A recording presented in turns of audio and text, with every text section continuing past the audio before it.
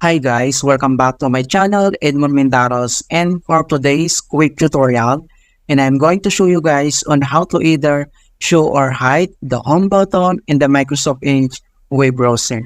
So if you like having a little icon next to the refresh icon, in order to just go right to your designated home page in Microsoft Edge, and then I'll show you how to do that. And without further ado, and let's go ahead.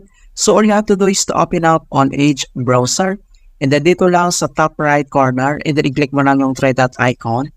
And then next step ay, kailangan mo lang select dito yung settings. And then dito sa settings, and then kailangan mo lang select dito yung appearance. Click mo lang yan.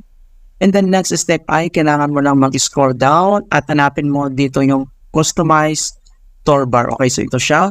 And then, dito lang sa select which buttons to show on the toolbar, makikita mo kaagad dito yung home button. Dito siya.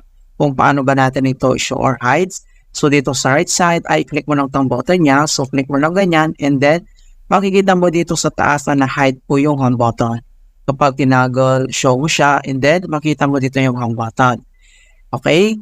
And then next, pwede mo naman itong i-customize. So, i-click mo lang tong set button URL. So, click mo lang yan. At madadirect tayo dito sa kanyang home button, show home button in the toolbar. So, pwede mo itong i-show or hide also.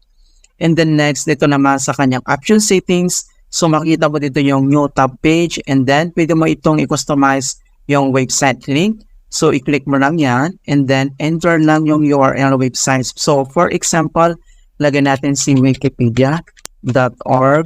Yan. And then next, dito sa right side, click mo lang itong save. And then automatic mga kaibigan, na-save na po siya. And then ipapakita ko sa inyo. Alright, so open tayo ng another tab.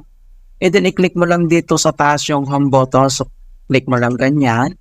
And then automatic mga kaibigan na madadirect tayo dito sa nilagay natin na URL link doon. Ito, Wikipedia.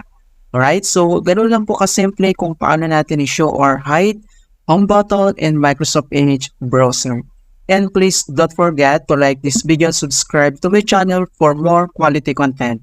Thank you guys and see you in my next tutorial.